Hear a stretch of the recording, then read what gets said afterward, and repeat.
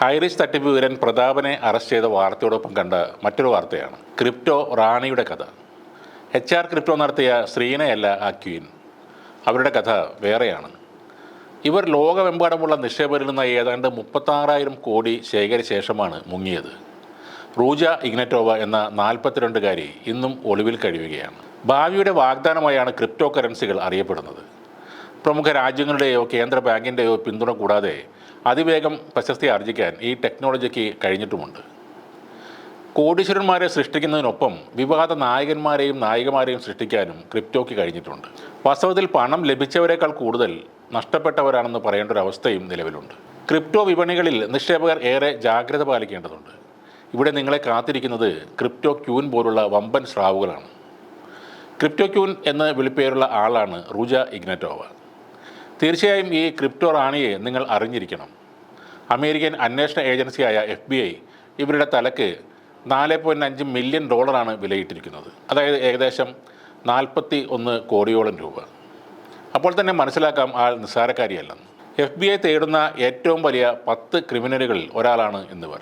ഒരു കാലത്ത് ഒരു ക്രിപ്റ്റോ കറൻസി കമ്പനിയുടെ മേധാവിയായിരുന്നു ഇഗ്നറ്റോവ. തൻ്റെ കമ്പനിയായ OneCoin വഴി $4 ബില്യൺ തട്ടിപ്പ് നടത്തിയെന്നാണ് കണ്ടെത്തൽ. അങ്ങനെ FBIയുടെ മോസ്റ്റ് വാണ്ടഡ് ലിസ്റ്റിലും ഇഗ്നറ്റോവ കടന്നുകൂടി. 2014 ഇഗ്നറ്റോവ സ്വയം വികസിപ്പിച്ചെടുത്ത ക്രിപ്റ്റോ കറൻസിയായ OneCoin ഉപയോഗിച്ച് വിപണികളിൽ കളിക്കാൻ ആരംഭിച്ചത്. ബിറ്റ്കോയിൻ ആയിരുന്നു അന്നത്തെ അവരുടെ പ്രധാന എതിരാളി. വളരെ കുറഞ്ഞ സമയം കൊണ്ട് അമേരിക്കയിൽ ഉൾപ്പെടെ ലോകമെമ്പാടുമുള്ള 3 ദശലക്ഷം വ്യക്തികളിൽ നിന്ന് നിക്ഷേപം നേടാൻ ഇവർക്ക് സാധിച്ചു. പുതുതായി നിക്ഷേപം നടത്താൻ ആളുകളെ പ്രേരിപ്പിക്കുന്നവർക്ക് ഇവർ നല്ല രീതിയിൽ പണം കമ്മീഷനായി നൽകുകയും ചെയ്തിരുന്നു. OneCoin എന്ന തൻ്റെ ക്രിപ്റ്റോ കറൻസി കമ്പനിയുടെ പേരിൽ ഇഗ്നറ്റോവ നടത്തിയ വൻ സാമ്പത്തിക തിരിമറിയിൽ ലോകമെമ്പാടുമുള്ള 10,000-കണക്കിന് നിക്ഷേപകരാണ് ബലിയാടായത്. അതിസമർത്ഥയായ അവർ തൻ്റെ ബുദ്ധി കൊണ്ട് എല്ലാവരെയും കബളിപ്പിച്ച് കടന്നു കളയുകയായിരുന്നു. 2014 തുടങ്ങിയ ഈ തട്ടിപ്പ് അവർ വളരെ പെട്ടെന്ന് തന്നെ നിർത്തുകയും ചെയ്തു. കൃത്യമായി പറഞ്ഞാൽ 2017 ഒക്ടോബറിൽ ഇഗ്നറ്റോവ അപ്രത്യക്ഷയായി.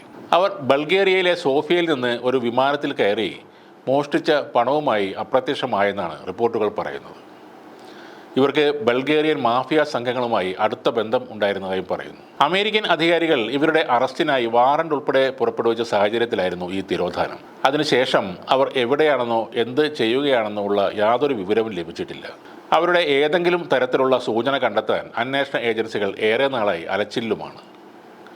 FBI ഇപ്പോഴും അവർക്ക് വേണ്ടി തിരച്ചിൽ തുടരുന്നു എന്നാണ് പറയുന്നത്.